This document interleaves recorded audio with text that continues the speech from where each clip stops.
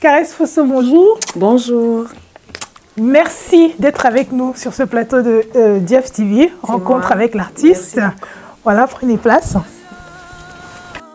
Caresse, nous sommes très honorés de vous recevoir aujourd'hui sur ce plateau de rencontre avec l'artiste. Ce rendez-vous n'a pas été facile à organiser, notamment en raison de votre agenda très chargé. Vous revenez d'une tournée en Afrique de l'Est. Vous avez fait le Kenya et l'Ouganda. Et vous êtes actuellement en répétition pour une série de concerts en France. C'est ça. Vous allez vous produire le 27 novembre à Caudry, le 28 novembre à Merville, le 4 décembre à Chalonnes-sur-Loire et le 5 décembre à Magnanville. Comment vivez-vous le fait d'avoir autant de sollicitations en tant qu'artiste? C'est une grâce de travailler, ça fait plaisir. La scène, c'est les meilleurs moments, l'un des meilleurs moments de ma vie. C'est l'endroit où je me sens bien, comme un oiseau, dans l'air, comme un poisson dans la maison. Tout à fait, vous êtes dans votre élément. Je suis dans mon élément.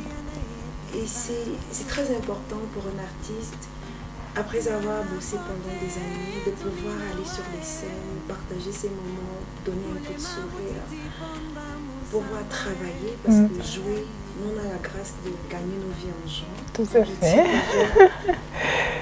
J'aime. C'est une grâce particulière. De pouvoir être sur scène tous les jours. Et comment est-ce que vous vivez le fait que tout le monde ait envie de vous voir vous produire, que vous soyez invité un petit peu partout? Comment vous le vivez, ce succès? Au risque de me répéter, j'ai toujours envie de dire que c'est une grâce. Le succès, je ne sais pas vraiment si c'est le mot. J'ai envie de dire,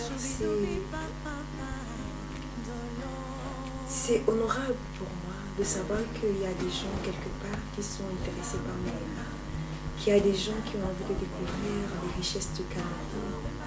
Parce qu'à travers les scènes dans le monde, c'est l'histoire de la musique de mon pays que je vois. Je suis honorée tous les jours quand j'arrive dans une nouvelle scène, dans un nouveau pays, que je parle du Cameroun musical, qu'il y ait des gens qui écoutent, des gens qui sont intéressés. Ça, c'est qu'un bonheur pour moi. En fait, vous n'étiez pas initialement prévu ou destiné à faire une carrière musicale, puisqu'on a appris pendant la préparation de cette émission que vous avez fait des études universitaires en biochimie, que vous avez ensuite fait un BTS en audiovisuel et photographie. Alors, la biochimie, comment êtes-vous arrivé à la biochimie au départ? Ah oui, ça, la biochimie, ça c'est des années de galère, je dirais. Parce que je dois avouer que c'est des études que j'ai jamais aimées. D'accord. Lorsqu'on est enfant, il y a des rêves des parents et des rêves comme toi, enfant, tu aspires. Être biochimiste, être médecin, je dirais, c'est le rêve qu'on m'a toujours caressé mes parents. Ils voulaient faire de moi le médecin de la famille. C'est comme ça qu'après avoir obtenu mon bac B, je n'avais même pas réfléchi qu'on m'avait déjà inscrit en faculté de sciences. J'ai été orientée en biochimie, j'ai fait mon concours OCUS la première année, ça n'a pas été concluant. J'ai continué en biochimie. C'était des années difficiles. D'accord. C'est pas évident, c'est comme vivre dans la même maison avec un homme qu'on n'aime pas. C'est pareil. Ça va être terrible. J'ai ressenti pendant ces années. Je n'aimais pas la biochimie, mais il fallait accompagner les parents dans leurs rêves. Et puis à un moment donné, on n'en peut plus. C'est comme une bulle, comme un caillou dans la gorge. Il faut l'extraire, il faut rejeter. Pour se sentir bien. Je connaissais le désir de mes parents. Je savais que, au-delà de vouloir que je sois médecin, c'était aussi d'avoir cette fierté, de se dire, notre fille nous a ramené un diplôme. Alors, voilà. Et là, vous changez, vous dites à quel moment je passe vous avez fait un BTS plutôt en audiovisuel, à quel moment est-ce que vous décidez que ce sera l'audiovisuel la prochaine étape et pas autre chose. Oui, j'ai passé 3 ans de ma vie à faire la biochimie. Et puis un jour, je suis allée voir mes parents, je leur ai dit, je sais que ça va peut-être vous décevoir, mais franchement, je souffre. Toutes ces années en biochimie, ça a été une corvée pour moi. Je sais que je vais vous décevoir, mais je vous promets quand même de vous ramener un diplôme, quelque chose qui va vous faire honneur, qui va vous faire plaisir. Tout ce que vous voulez. Alors ma mère particulièrement m'a dit, qu'est-ce que tu veux faire? J'ai dit, maman, je suis une artiste. Il faut comprendre ta fille. J'ai envie de ramener un diplôme. Comme au Cameroun, il n'y a pas une académie de musique où je peux aller ramener un diplôme. Je sais que même s'il y avait une académie de musique, tu n'accepterais pas. Mais permets-moi de faire un métier de création, quelque chose qui va me faire rêver, oui, qui va me faire inventer. Voilà. Elle m'a dit, c'est quoi cette chose qui peut faire rêver? Un métier de création. Je lui ai dit, je veux faire la photographie et l'audiovisuel. Alors je suis allée à l'Institut Scienpo. J'ai fait un BTS en audiovisuel et photographie. Là, j'ai pu obtenir mon BTS. Donc 2 ans après, j'avais mon BTS en main. Et je crois que même si c'était pas 100% la fierté, c'est pas le désir qu'ils avaient caressé. Quelque part, à défaut de ce qu'on aime, on prend ce qu'on a. Voilà, ils ont pris ce qu'ils avaient. J'étais content d'avoir un diplôme qui était un BTS en photographie. C'est vrai que vous vouliez embrasser donc des études artistiques. Pourquoi l'audiovisuel alors? C'est parce que c'est ce qui était disponible, hein, ou est-ce que vous auriez pu faire autre chose dans le domaine des arts? Dans le domaine des arts, j'ai toujours rêvé d'être réalisatrice. D'accord, donc il y avait quand même un fond de cinéma. Voilà. Le cinéma. Je me rappelle toute petite, pendant que les autres allaient jouer, moi j'écrivais des histoires. Oui, j'avais toujours des petits cahiers, j'écrivais, j'inventais plein d'histoires. J'écrivais, mes soeurs se moquaient de moi. Ma mère disait, mais toi, attends, arrête, qu'est-ce que tu n'arrêtes pas d'écrire? Personne ne s'y intéressait. Jusqu'au jour où il y a un tonton quand même qui s'est intéressé, c'était important pour moi. Un jour, j'étais en classe de 5e, il a pris mes cahiers, il allait lire. Il a dit à mes parents, mais vous passez à côté de quelque chose. Intéressez-vous à cet enfant. Moi, j'ai lu des trucs, je lis des histoires. J'ai du mal à croire que ça vient d'une gamine, voilà, qui j'avais à peine 12 ans. Mais les histoires que j'écrivais, et mon tonton, il me demande, c'est toi qui les imagines? Je dis oui. Il dit à mes parents, mais intéressez-vous à ce qu'elle fait. Voilà. Mais justement, avec ce parcours, on voit que vous n'êtes pas allé donc directement à la musique, vous ne vous êtes pas senti professionnel de la musique dès votre naissance. En fait, il y a eu une espèce de recherche un petit peu de votre voix, hein, qui n'a pas été simple, puisque vous êtes parti de la biochimie au BTS en audiovisuel avant d'embrasser une carrière de musicienne. À quel moment la musique donc se projette au premier plan dans votre vie professionnelle, dans votre projet de vie professionnelle? Bah, c'est bien d'avoir dit premier point. En fait, la musique a toujours été là en moi. Depuis ma tendre enfance, dans les concerts scolaires, j'ai toujours chanté. Disons que ce sont les parents qui ne voulaient pas que je sois musicienne. Mais moi, je voulais être musicienne. Les parents ne voulaient pas. Et ça, vous ne dévoiliez pas du tout si. Ce secret. Donc, si, quand même, vous partagez avec eux. Tout le monde à la maison. Je chantais partout. Je tapais partout. Mais c'était juste pas possible d'accepter que... Oui, à la maison, j'aimais taper sur les tables, les assiettes, les percussions. Genre, tout était percussion chez moi. Je chantais tout le temps. Mes parents savaient, mes soeurs, tout le monde à l'école, tout le monde savait que... C'est juste l'environnement. Tout le monde savait que je voulais chanter, mais on ne voulait pas. Voilà. Mes parents ne voulaient pas entendre parler de ça. Ça ne pouvait pas se faire. Hein, ils disaient non, c'est impossible. Pas chez nous. Donc, pour revenir à ce moment où la musique se reprojette en première place, c'est donc à quel moment que vous avez le déclic de vous dire bon, c'est bien, j'ai fait de la biochimie, j'ai fait un BTS en audiovisuel, là maintenant je veux reprendre mon destin à moi et essayer de devenir musicienne? C'est à quel moment que le déclic se produit? Je pense que les choses se sont construites toutes seules. Au moment où je suis en dernière année de mon cycle BTS, il y a un de mes anciens camarades de l'université, Eric Aliana, qui a un groupe qui s'appelle le Korongo Jam. Il est à la recherche d'une choriste. Il passe à la maison. Je n'étais même pas là ce jour, il laisse un message pour moi, il dit qu'il me cherchait. Et puis finalement, on parvient à se rencontrer, il me dit qu'il a besoin d'une choriste. On commence à travailler pendant que je suis en train de terminer mon dernier cycle. Et puis le groupe, j'aime beaucoup ce que le groupe fait, je m'y mets à fond. Après mon BTS, je m'y adonne, je m'y consacre, je commence à travailler au Korongo Jam et directement les tournées s'enchaînent. Donc je commence à travailler avec eux, j'étais la choriste et voilà, c'est comme ça que ma véritable... Ça y est, je vais foncer, je reviens plus en arrière. Je faisais ce que j'aime. Voilà. Vous aviez dit tout à l'heure que vous écriviez déjà des histoires toutes petites. En préparant cette émission, on s'est un peu intéressé à vos textes. Et en fait, vos textes sont toujours des textes qui invitent à croire à ses rêves, qui invitent à croire à ce qu'on se souhaite, que chaque chose est possible.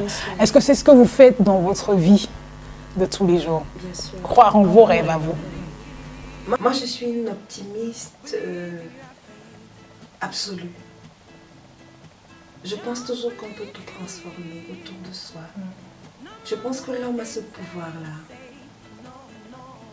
Je pense que personne n'a un mauvais sort qui nous a été jeté. Tout le monde a une chance de transformer les choses.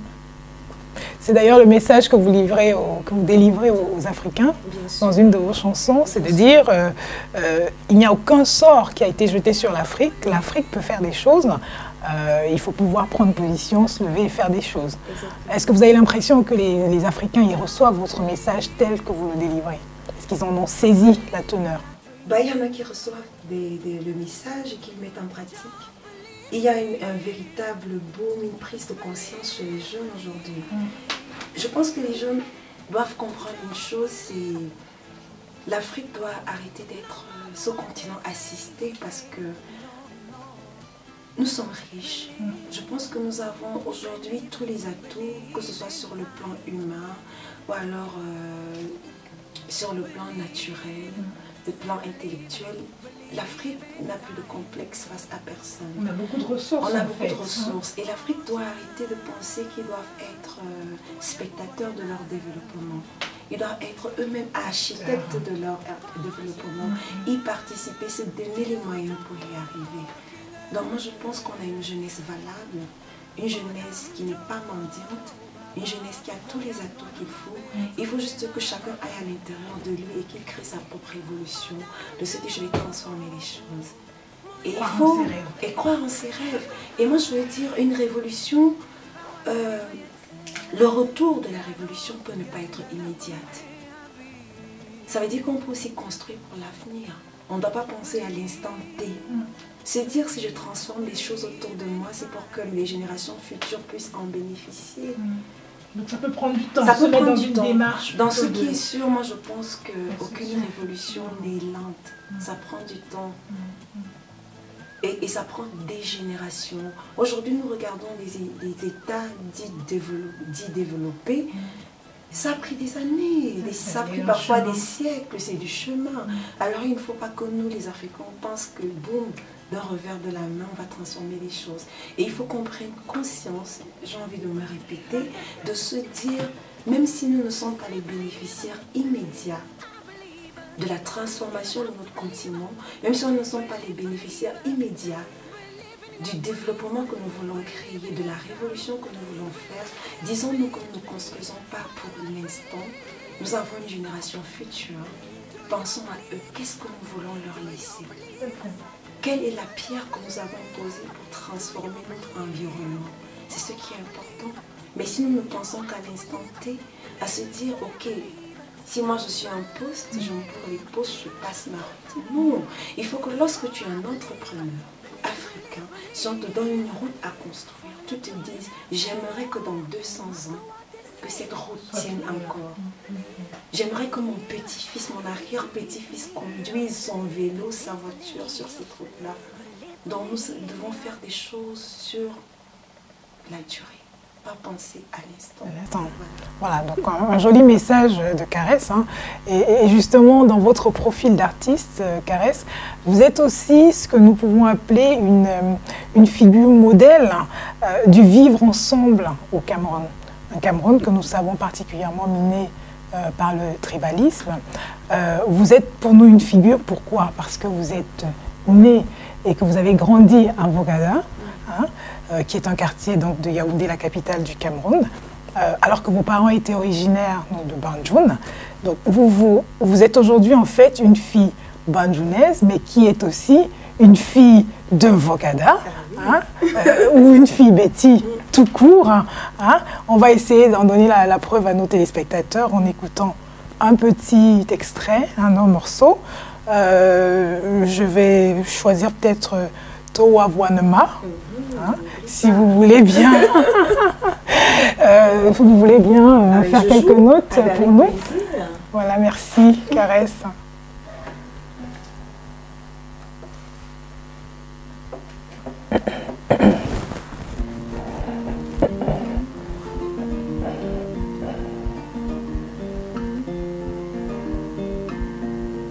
Sueka toa vuenma Ivan waku wili toa vuenma Ivan waka toa vuenmo Abogo we kukui toa vuenma Toba karwa yawe Toa topne suwo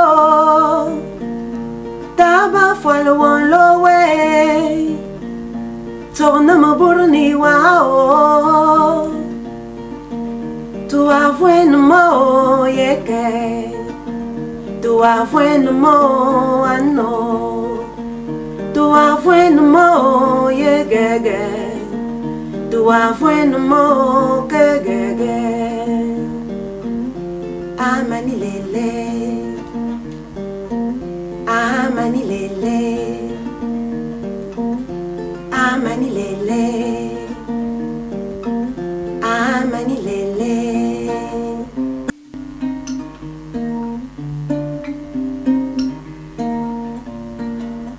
Ano ngwalo swan ngu avwena Mana vusmo mayangu wo Auquel voit ne m'oublie pas Ano ngwalo swan ngu avwena Mana vusmo mayangu wo Auquel on voit ne m'oublie pas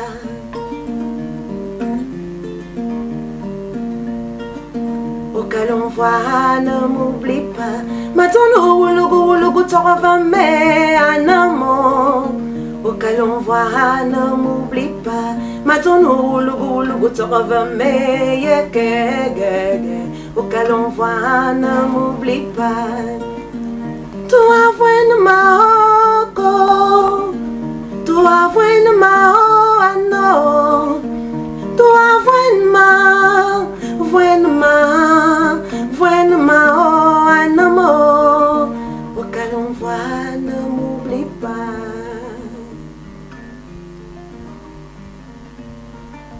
Auquel on voit ne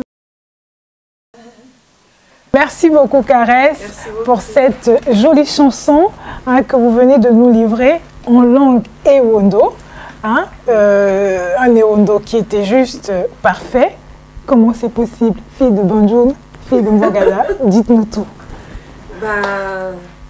J'ai grandi en Vogada, voilà, tout simplement. Et il ne suffit pas d'avoir grandi à Vogada ou à Kondongo pour parler aussi bien la langue Ewondo. Il y a une autre chose. Je veux dire, j'ai baigné dans cette culture. Voilà.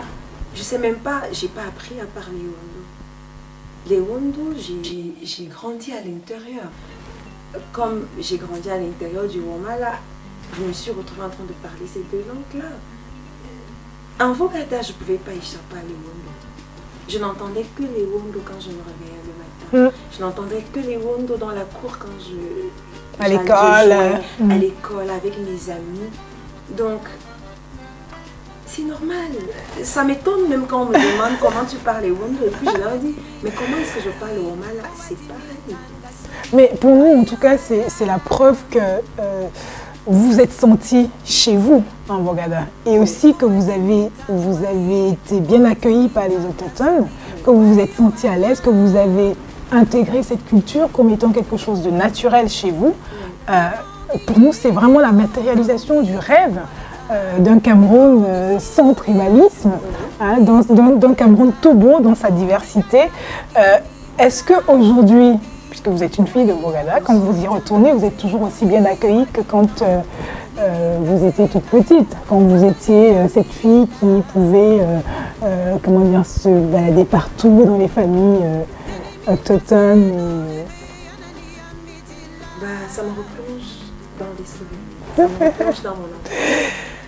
Ça me replonge dans mes journées en Bogada, à courir un peu partout, les pieds nus avec tous mes amis, mes copains, on venait de partout. J'aime à dire qu'en Bogada, c'est le quartier, je pense, cosmopolite, des quartiers les plus cosmopolites de la ville, Yaoundé, d'Ongola.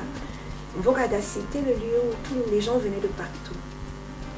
C'était un brassage de culture, du nord, du sud, de l'est, de l'ouest, on se retrouvait. Et à un moment donné, nous, les enfants, nous, on ne s'est pas retrouvés là, mais on est nés là, on a grandi là. J'ai envie de dire, c'est un lieu où les parents venaient de partout, se retrouvaient là et donnaient naissance aux enfants que nous sommes. Et qui entre eux, donc, vous n'avez pas cette barrière de... À la limite, moi, je ne vais pas vous mentir, c'est quand j'ai commencé à grandir que j'ai su que je venais d'ailleurs que de là où je suis.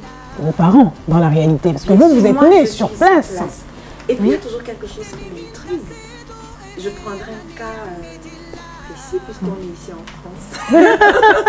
Lorsque Camerounais, je prends le cas du Cameroun, ou alors un Africain pour généraliser, né en France, il revendique la nationalité française.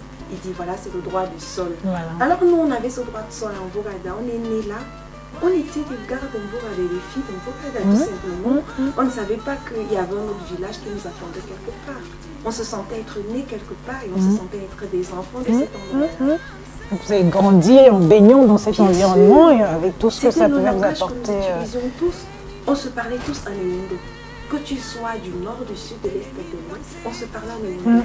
Les grands-mères qui nous ont bercés, qui nous ont fait manger le pain, qui nous ont fait manger le sanga, qui nous ont purgé lorsqu'on était constipés, qui nous ont eu les douanes. C'était des grands-mères Ewondo et elles ne savaient pas parler le français, elles parlaient en Ewondo et on devait répondre. C'est comme ça que nous on a grandi, on a appris ces langues. Mais là, aujourd'hui, dans les consciences de l'enfance et de l'adolescence, il n'y avait pas encore de problème d'égoïsme. Il n'y avait pas des intérêts. Le seul intérêt que nous avions, c'était l'amour. C'est très poignant. Quand arrive un moment fatidique, pathétique, je dirais même, lorsque vous commencez à grandir, d'autres intérêts s'installent. Les intérêts des adultes, des intérêts égoïstes.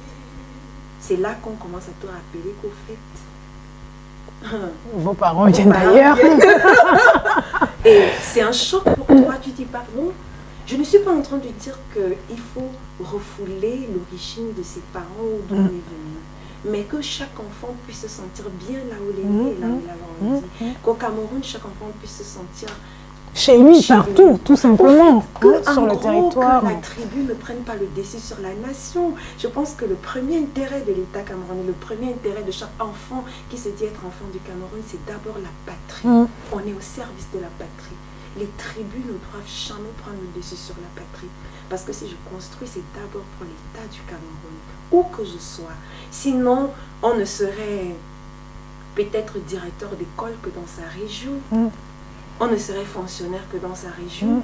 Si un enfant du Sud est fonctionnaire dans l'Ouest, c'est parce qu'on sait que tu vas bâtir l'Ouest comme si c'était dans le Sud, parce que l'Ouest... Parce que c'est le Cameroun, voilà, sinon, tout simplement. Si on voulait créer une division, on affecterait les gens que dans leur village. On lui dit, ok, va construire Banjoun, va construire Mvorada, va construire Maboubi, va construire Maroua. Mais non, parce que chaque enfant du Cameroun a un intérêt, c'est la patrie. Où que tu sois, le premier intérêt, c'est la patrie. Tu dois aller construire là où tu veux. Pour revenir à notre question, est-ce qu'aujourd'hui c'est pareil dans les quartiers? Moi, je dirais non. Les jeunes qui ont grandi avec vous, qui justement n'avaient pas de frontières, ne voyaient pas la différence, comment ils ont évolué en grandissant? Parce que les parents, on sait qu'ils sont venus avec un bagage, voilà, qu'on peut comprendre, qui est lié à leur histoire. Mais les jeunes, ceux qui ont grandi avec vous, mais moi, dans cet environnement cosmopolite, ont grandi avec moi, surtout ceux qui sont artistes, on a gardé des rapports magnifiques. Quand on se voit, c'est toujours de bons moments à rigoler, à se rappeler de notre enfance. D'ailleurs, mon petit nom, c'est Mwanvorada. Donc, d'ailleurs, on est mort de rire, on s'éclate. Malheureusement, il y a deux catégories de personnes. Il y a les gens qui sont nés dans des quartiers dont les parents ont laissé des patrimoines, des maisons, des terrains. Ils ont tout dilapidé. Et parfois, ils se retournent contre ceux qui se sont installés. Et ça commence à créer des divisions. Et c'est à ce moment qu'on te rappelle, par exemple, que tu es une tombe. Tu n'es pas d'ici, tu n'es pas autochtone, il faut partir, ceci, cela. Mais moi, je dis, je ne veux pas généraliser. Je ne veux pas généraliser. C'est une infime partie. C'est encore ce type de personnes qu'il faut travailler dans le cerveau, qui n'ont pas compris que, voilà, quand on est au Cameroun, on est chez toi. Moi, je suis chez moi partout. Ça, c'est sûr, et personne ne pourra me l'enlever. Moi, je dis, on déplaise qu'à qui veut. Tu dis, moi, je suis une métisse camerounaise. Je suis une Wangada, une fille petite, et je suis une fille Bamieke. Est-ce que les Camerounais, en 2015, peuvent vraiment comprendre ou tout simplement admettre qu'on peut s'appeler Caresse Fosso et être une fille de Mvorada? Si, ils comprennent très bien. Et je veux dire, je suis tout simplement un cas parmi des milliers. Je connais des jeunes qui sont venus d'ailleurs, de Bafia, qui ont grandi à Douala, qui parlent couramment Douala. Je connais des gars Ewondo, des amis à moi qui ont grandi à Idéa et qui parlent couramment le Bassa. Je ne suis pas un cas isolé. Il y a plein de jeunes comme ça. Je veux juste qu'à travers moi, on comprenne qu'il y a un Cameroun, un vrai Cameroun qui existe. Uni, ce Cameroun-là, uni dont tout le monde rêve. Le Cameroun qui est une nation où la diversité est au service de l'évolution. C'est une richesse. Que la diversité ne soit pas une barrière, que ce soit un atout pour le Cameroun. Moi, j'ai envie de chanter en 200 langues. J'ai envie de chanter en 250 langues. Mais mon inspiration ne s'arrêtera jamais. Moi, je veux dire, le Cameroun est beau, le Cameroun est riche. Pour moi, une artiste, ça me nourrit énormément. De venir d'un pays qui a autant de potentiel, qui a un potentiel linguistique aussi énorme, qui a un potentiel culturel aussi diversifié. Moi, je sors de là nourrie, quoi. Voilà. Est-ce que vous êtes engagé pour cette cause d'une manière particulière? Bien sûr. La preuve, c'est que mon dernier album est basé dessus. Le titre de mon dernier album, c'est Morte, qui veut dire croire. Moi, j'ai fait une expérience. Je me suis dit, j'ai envie de chanter en plusieurs langues. J'en ai chanté en 8 cette fois. Et je me suis dit, je vais essayer de mettre ces 8 langues dans un album, dans un support qui est appelé le CD. Si ces langues parviennent à cohabiter dans ce support-là, ça veut dire que c'est possible.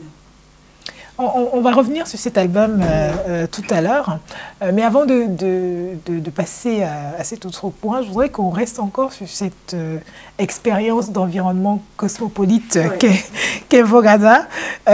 Vous avez été exposé, comme vous avez dit tout à l'heure, à plusieurs cultures différentes, pas seulement la culture Biti, Bassa, Bafia, autre chose. Voilà, vous avez à ce jour donc 3 albums, le premier étant Molato, le deuxième étant Kwenye, le troisième qui est donc le Mokte, voilà, en 8 langues, vous avez dit. Est-ce que c'est un appel à l'unité du peuple, 8 langues? C'est tout ce que ça veut dire. Et j'avais choisi une date historique, une date très importante pour notre nation, qui est le 20 mai. Donc pour la sortie de ce... Je l'ai sorti le 20 mai au Cameroun. J'ai présenté cet album au peuple camerounais le 20 mai. Mais précédemment, l'album avait déjà été présenté par ma maison de production Contre-jour, ici en France. Mais le jour où moi j'ai décidé que j'ai choisi de le présenter au Cameroun, au grand public, du Cameroun, c'était le 20 mai parce que c'est une date symbolique pour nous. Tout à fait. C'est la fête nationale, c'est la fête de l'unité, de la réunification, c'est la fête qui réunit tous les peuples. Donc c'est donc un album à miniature, hein, avec 8 langues, c'est un petit Cameroun. Voilà. C'est un petit Cameroun. Vogada, justement, ne vous a pas apporté que ces langues-là. Vogada vous a aussi apporté beaucoup en matière de connaissance des instruments de musique. Aujourd'hui, vous jouez à ce qu'on appelle le chouet, qu'on appelle aussi le nias en Ewondo, le dé, le thème, le cool. Et bien sûr, la guitare qui est à côté de vous. Hein? Tout ça, c'est de la richesse que vous avez tirée de Vogada. Oui, est-ce qu'on peut le dire? Une part de richesse tirée de Vogada et l'autre part de richesse tirée à Banjul. Parce qu'en Vogada, c'est le lieu où je passais les 9 mois scolaires. D'accord. Et les 3 autres mois, je les passais à Banjul. Toutes mes vacances étaient à Banjul. C'est comme ça que j'allais aussi apprendre la culture de Banjul. Tous les instruments qui se jouent là-bas, approfondir la langue. Parce qu'en Vogada, j'avais déjà tous ces acquis linguistiques, je pouvais parler les Wondo couramment, parce que je baignais dans l'environnement. Maintenant, pour que j'aille puiser aussi à Banjul et m'imprégner davantage de la culture bamileke, je passais les 3 autres mois là-bas. C'est comme ça que j'ai aussi appris d'autres instruments qui viennent de l'Ouest Cameroun, à ajouter aux instruments que j'avais déjà appris à Vogada. Ce qui nous fait des sons magnifiques, comme ceux qu'on peut avoir dans vos chansons. Ce qui est aussi magnifique à Vogada, c'est vrai que ça change déjà un peu, c'était les bars qui nous entouraient. Alors on entendait les sonorités qui venaient de partout. C'était un bar à côté qui nous envoyait des musiques congolaises, des bars qui nous envoyaient des musiques camerounaises, ivoiriennes, des musiques américaines, européennes. Et dans tout cet environnement-là, tu fais le tri, tu es nourri par toutes ces choses, les musiques qui cohabitent, les rythmes qui se mêlent et s'entremêlent, les langues qui surgissent de partout. Voilà. Alors ça te crée un certain environnement, ça t'a guéri, ça t'affûte ton oreille. Oui, une certaine sensibilité quand même à la finesse musicale. Maintenant, ton oreille fait le tri de tout ce qu'il a écouté. Voilà. Effectivement, vous allez encore nous proposer un petit extrait de Manké, qui va nous permettre de voyager justement autour de ces sons, voilà, et de ces cultures du Cameroun. Donc une autre culture qui est la culture Bassa, cette fois. C'est d'ailleurs une chanson que vous avez composée en hommage à un de vos mentors, si je puis dire. Mevio, c'est le nom du grand frère qui a travaillé cette chanson avec moi. Il a arrangé à son vivant. Je tiens vraiment à lui rendre hommage parce que c'était des moments pénibles de sa vie. Il était déjà malade. D'accord. Mais il a tenu à ce qu'on travaille cette chanson et qu'on aille jusqu'au bout. Et à cet instant, j'ai envie de chanter pour lui. Merci, Caresse. Amanke Sokeban Awanda Meile Mebihos Kondeti Mengeda Le Meheva Wele Mengweswe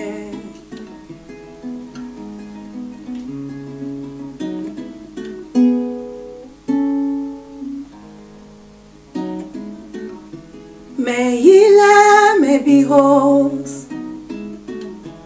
Kondeti Mengeda Meile Mebihos Ngerale Mebamba Meigo Wahen Meigo Wahen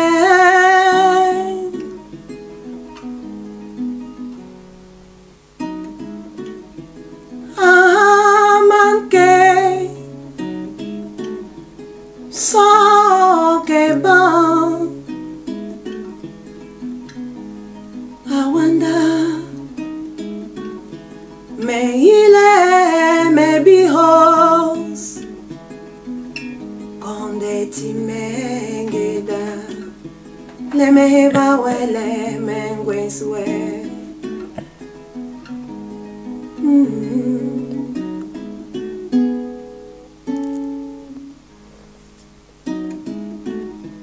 Meile me bihos amen Konde ti mengeda Meile me bihos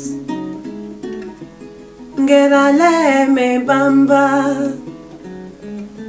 Me iho wa hey Me iho wa hey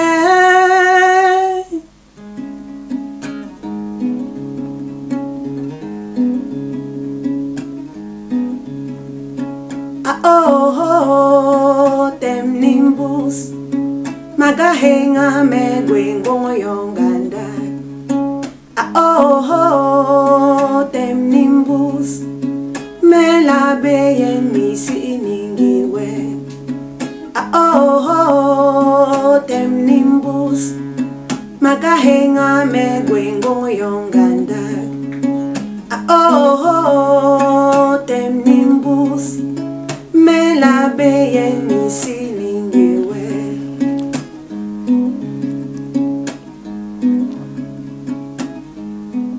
Sabai Sabai indo boy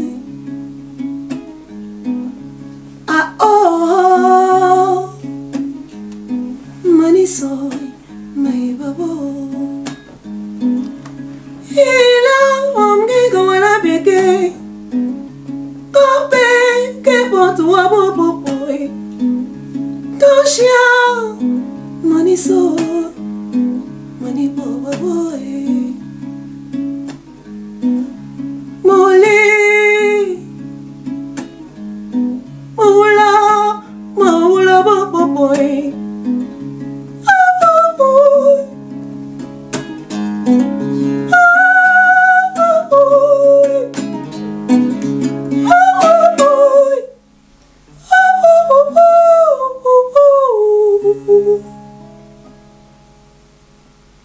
Merci Caresse pour cet autre exemple de la diversité culturelle au Cameroun, petit voyage au pays bassin. Merci encore. Excuse-moi.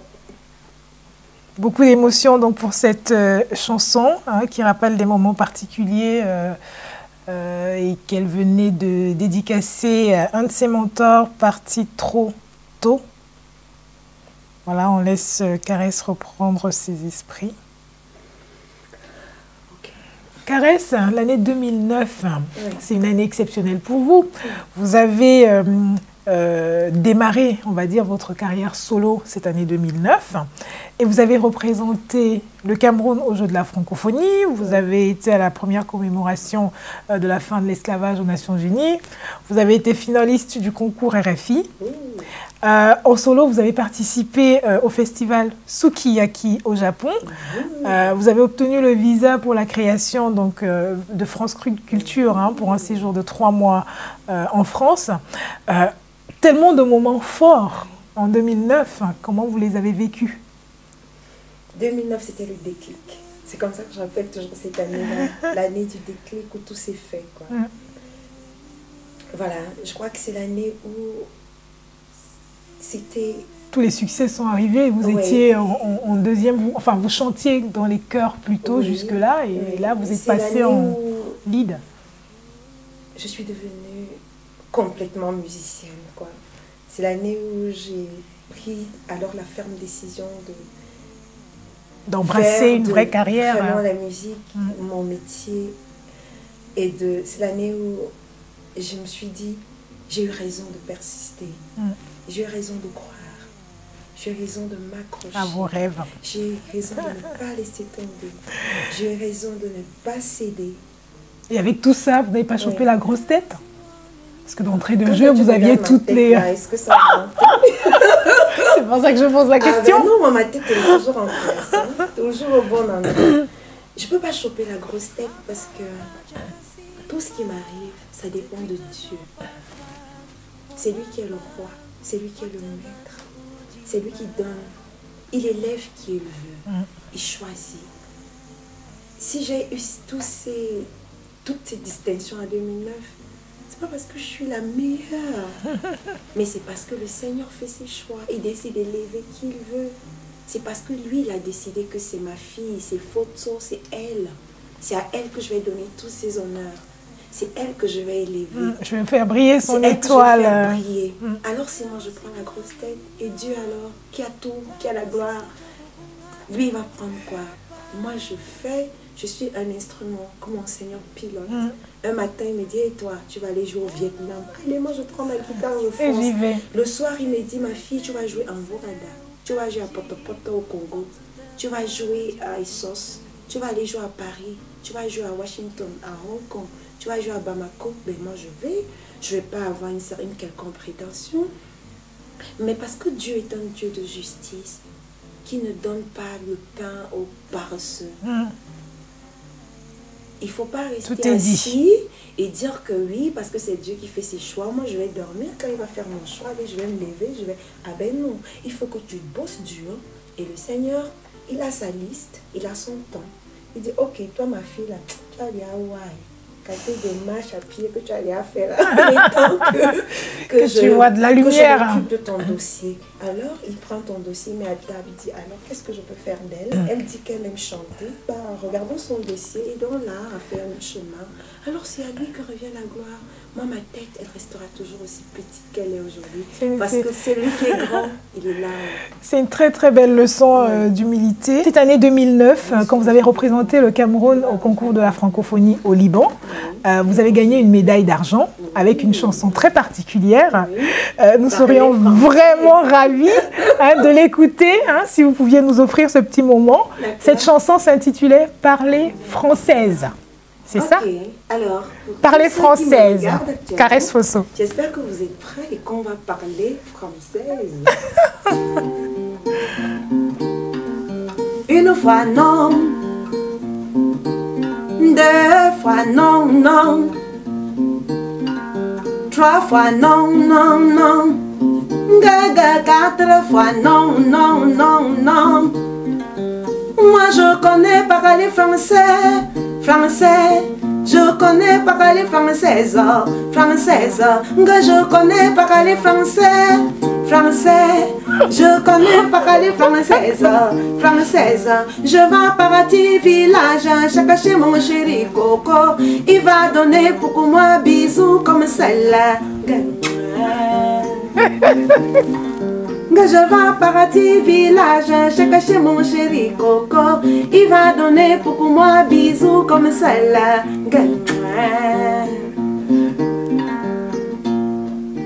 Est-ce que tu connais moi? Est-ce que tu connais moi? Est-ce que tu connais moi? Est-ce que tu connais moi bien?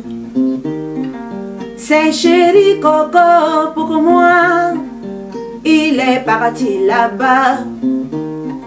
Mon chéri Coco adoré, oh, il m'a abandonné. Parce que l'amour pour lui, c'est beaucoup dans moi. L'amour pour moi, c'est fini dans lui. Il m'a nyongo. Une fois non. Deux fois non, non.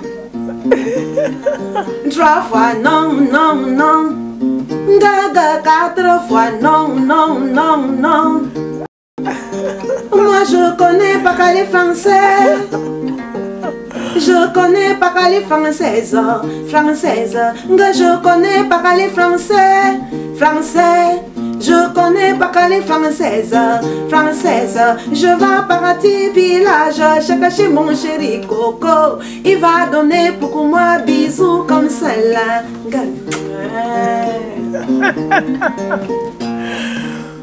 Tu avais dit aime pour moi,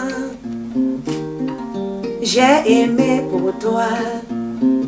Maintenant que j'aime pour toi, tu te fous de moi.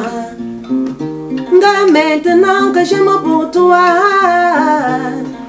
Toi tu aimes Solange et ma copine. Laisse mon mari comme ça, cherche pour toi. Mais pourquoi chérie, pour moi sucré à toi? Il y a garçons partout, mais pour moi tu veux seulement, tu es méchante. Yam Solange, chérie oh, mon cœur va couper, reviens alors ya. Chérie oh, mon coco, mon cœur va cadavérer. Solange ne parle même pas français. Moi je connais parler français, je connais parler française. Je vais partir village, chaque chez mon chéri Coco. Il va donner pour moi bisous comme celle-là. Magnifique, magnifique caresse, magnifique. Bravo pour le texte, bravo pour la mélodie. Excellent. Pendant que nous préparions cette émission, nous avons posté un petit message sur Facebook pour annoncer au grand public que vous alliez passer un petit moment avec nous. Hein, et on a eu énormément de retours de fans très enchantés.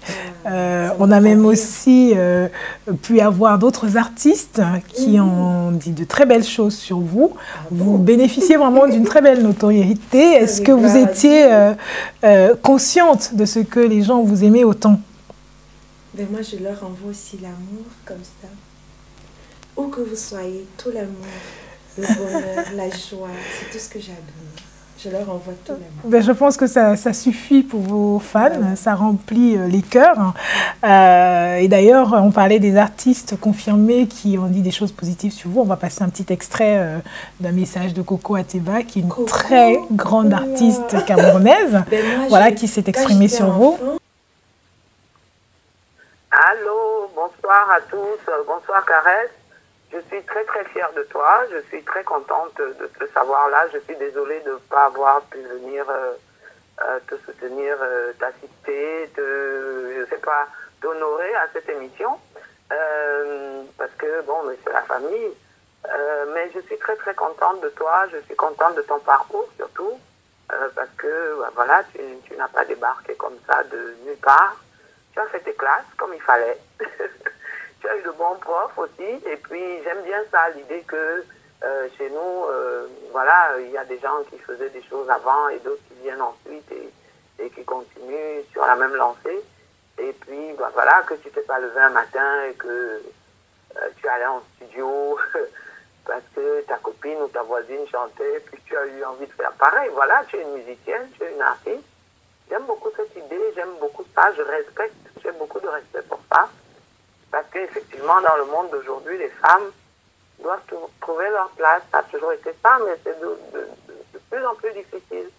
Parce que par ailleurs, paradoxalement, ça paraît facile. Voilà, j'aime beaucoup ce que tu fais parce que tu plonges dans les racines, parce que tu interroges notre identité à tous, notre communauté. Et que voilà, tu essayes de traverser tout ça comme ça, de montrer l'identité de notre pays qui est le Cameroun. Je t'embrasse très fort, je te souhaite beaucoup de chance, beaucoup de bonheur, beaucoup de force, beaucoup de réussite dans ta carrière et que je n'en doute pas, qui va être fantastique parce que voilà, tu as l'essentiel, tu as ce qu'il fallait, tu as le talent, tu as la beauté, tu as la force de travailler. Et puis voilà, tu as l'intégrité qui manque beaucoup à beaucoup de nos artistes. Je t'embrasse et puis j'espère te voir avant que tu repartes au Cameroun. Et au moins qu'on se parle et puis que tu te rappelles ce vieux projet qu'un de ces quatre, on allait chanter quelque chose. Moi, je suis OK. C'est quand tu veux. Allez, bisous ma fille. Bye bye. Alors, vous venez juste d'écouter le message de Coco Ateba. Qu'est-ce que ça vous fait? Ben, je suis honorée, voilà. Vraiment, merci beaucoup. J'ai envie de lui dire en retour, c'est toi qui nous as montré le chemin. Moi, je prenais je sais pas, mes règles à la maison, tout ce qui traînait, qui avait une forme comme ça, qui pouvait faire une guitare. Et moi, je jouais tout le temps. Je disais que je suis la Coco Ateba, quoi. Je suis heureuse. Mais... Parce que pour moi, elle représentait ce que j'avais envie d'être. Et Moi, j'ai envie de te revoir sortir un album Coco, s'il te plaît. Tu fais ça pour moi, non? Peut-être que vous allez justement lui proposer quelque chose. Que ces chansons... C'est vrai qu'elle en a très très jolie.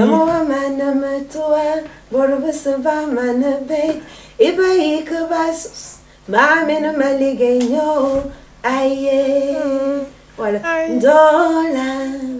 La vie baba baba si baba papa dida da beba do do da da. Je mets toutes magnifique. Ces chansons. Alors sa voix me manque. Donc voilà, le message il est passé. Coco, s'il te plaît, Caresse Fosso voudrait que tu reprennes ta guitare. Voilà. Peut-être que ce sera l'occasion de nous offrir quelque chose de particulier. Voilà, le message il est lancé. Hein, et on attend que tu réagisses. Mais avec autant d'amour aujourd'hui, est-ce que ça vous fait pas un petit peu peur de ne pas être un jour à la hauteur de ce que les fans attendent? Est-ce que ça vous fait pas la pression? Est-ce que j'ai un camion d'amour, un océan d'amour à donner? Donc si les gens me donnent de l'amour, franchement, ils n'auront que de l'amour de ma part aussi. Mais de la pression d'un point de vue artistique, c'est-à-dire qu'il faut toujours produire des choses nouvelles qui soient à la hauteur des attentes de vos fans. Non, pas du tout. Ça vous met pas la pression? Ça met certainement la pression parce qu'on ne peut pas, à cause de la confiance qu'on vous fait, oser offrir n'importe quoi aux gens. Parce que les gens, ils ont des oreilles précieuses. Il ne faut pas offrir des choses qui vont irriter l'oreille. Si tu as habitué aux gens à manger du bon pomme sans sel, à manger du bon taro, demain si tu fais du mauvais couscous, on va se dire que mais attends, elle a tourné ça comment? Donc il faut, si tu as décidé, si tu as tourné ton bon couscous avec le sauce gombo feu de bois, il faut que tu leur offres toujours le bon la même chose. Hein. Donc si je ne suis pas inspirée, je prendrai le temps. Je mettrai mes genoux au sol. Je demanderai à mon Dieu, papa, inspire-moi. Si je ne peux pas écrire, il va me conduire vers des gens qui vont le faire pour moi. Il va m'amener des gens qui sauront me porter, qui vont écrire des chansons pour moi, qui vont jouer de belles guitares pour moi. Tu sais, moi, j'ai pas peur. Je n'ai peur de rien. Voilà, il faut voilà. Croire en son destin, ses rêves et passer. Si moi j'ai Dieu avec moi, j'ai tout. Pourquoi j'ai peur? C'est lui qui est le plus grand architecte, c'est lui qui est le plus grand musicien, c'est lui qui est le plus grand, il est le plus grand de tout. Alors si je ne suis pas inspirée, je sais qu'il n'est pas temps, je n'aurais pas peur. Et puis si ma musique devait s'arrêter aujourd'hui, que je ne suis plus inspirée, c'est pas grave, je vais continuer à chanter. Ça veut dire que c'est votre destin peut-être, c'est peut-être ce qui est prévu pour vous. Moi je crois aussi que même le destin peut le bousculer. On peut bousculer son destin, on peut travailler dur aussi. Vous comprenez? Absolument. Il ne faut pas s'asseoir là en se disant non, moi mon destin était de balayer les rues, alors je balaye, mais non. Il faut bosser dur en se disant moi je vais bousculer le destin, aller au-delà du retranchement, travailler dur comme si demain n'existait pas. Et comme j'ai toujours dit, comme Dieu est un Dieu de justice, il saura quoi faire. Au moment opportun. Voilà. Caresse, quand vous êtes arrivée cet après-midi, on a été tout de suite très impressionnés par votre look. Hein? Donc, très très belle tenue, certainement conçue par des stylistes particuliers. Est-ce que vous avez des professionnels qui prennent soin de votre look? Oui. Dites-nous tout votre secret. Moi, je connais 4 personnes très talentueuses dont j'admire le coup de ciseau. Ce sont ces personnes-là qui s'occupent de me mettre des magnifiques vêtements. Ils sont à Yaoundé. Ah, d'accord. Comme ça que je vais dire bonjour à Maurice Leroy, qui est le premier qui a commencé à me faire les vêtements. Ensuite, il y a Tini qui s'en occupe. Il y a Marie-Lou. Et puis, il y a Michel, qui est la dernière trouvaille. C'est elle qui a fait ses robes.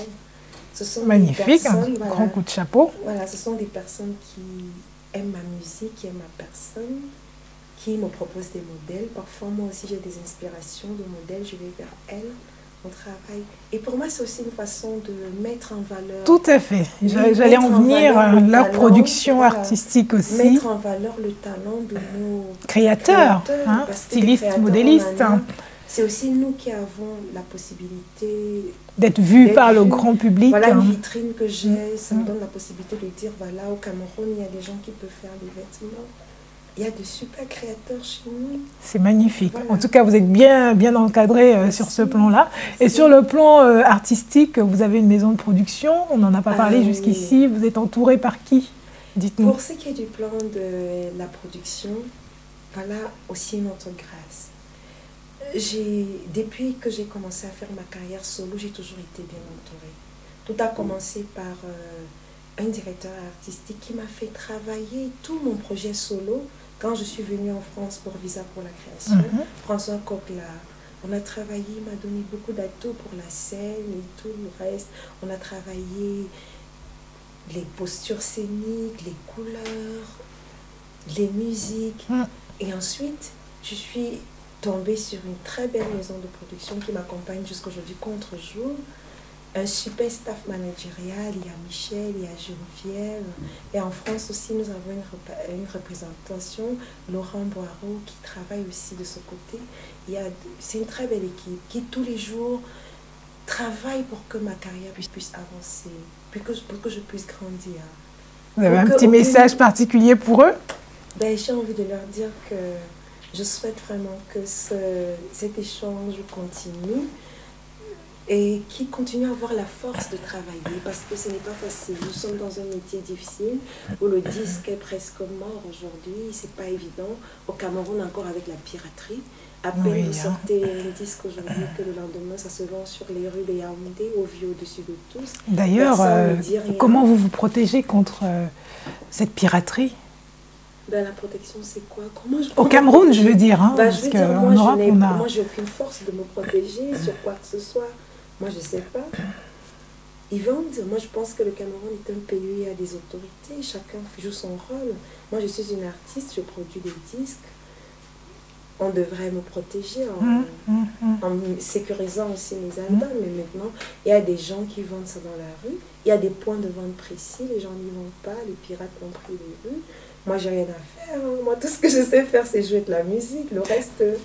Mais tel que votre production a été organisée, vous arrivez quand même à en vivre. Parce que c'est vrai que vous n'êtes peut-être pas protégé au Cameroun, mais vous avez un public qui va au-delà des frontières du Cameroun. Exactement. Et donc, effectivement, vous pouvez bénéficier du cadre pour moi, qui existe parce que à ceux qui vivent l'extérieur. sur place au Cameroun, ils n'ont pas la même chose.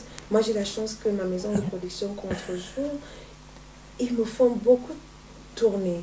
Mon manager, vraiment, il s'active, il s'y met pour que j'ai accès aux scènes, pour qu'aucune scène n'ait plus de secret, pour que je sois toujours sur la scène, que je vive de ma musique. Et ça me permet aussi, parce que l'avantage avec les tournées, c'est que vous vendez les disques en même temps. Tout à fait. Donc c'est comme ça aujourd'hui que tu peux prétendre avoir une véritable vie artistique. Mais si tu comptes vendre les disques au Cameroun, ça ne suffira pas. Tu peux rêver, mon Dieu.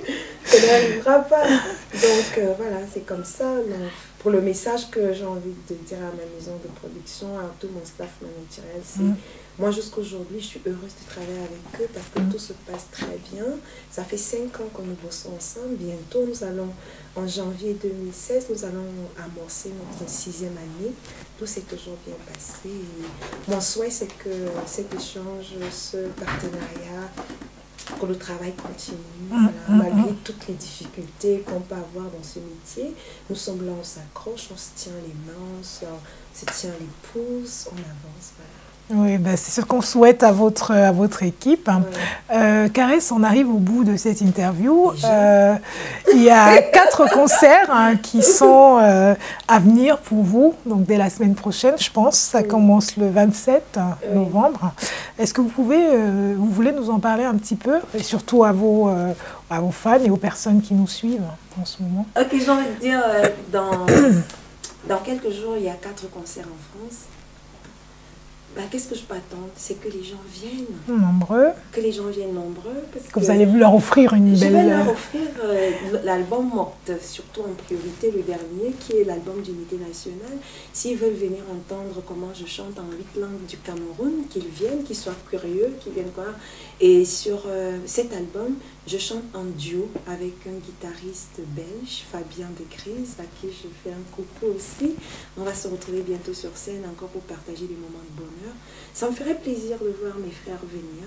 Parce que c'est vrai, c'est curieux. Moi, en général, quand j'ai concert, je vois peu de Camerounais. La salle, je me retourne à gauche, à droite, je vois plus d'Européens et je me dis, bon, peut-être qu'ils ne sont pas au courant, mais là, par le biais de Diaf TV, voilà, l'information passera. Cette fois, ils viendront et que la salle sera un peu plus arc-en-ciel. En tous les cas, c'est ce qu'on se souhaite. Ouais. Caresse, merci d'avoir été des nôtres cet après-midi. Nous allons continuer à croire en ce Cameroun nouveau, en ce Cameroun d'unité avec vous, à ce Cameroun où la diversité culturelle sera pour nous une richesse et non pas un sujet de division. Voilà, nous vous souhaitons beaucoup de succès pour les concerts à venir et aussi pour toute votre carrière musicale à venir. Merci. Voilà, merci encore d'avoir été des nôtres. C'était un plaisir. Voilà. Caresse Fosso était notre invitée du jour sur Rencontre avec l'artiste. Merci de nous avoir suivis. Nous vous disons au revoir et à bientôt pour d'autres rencontres.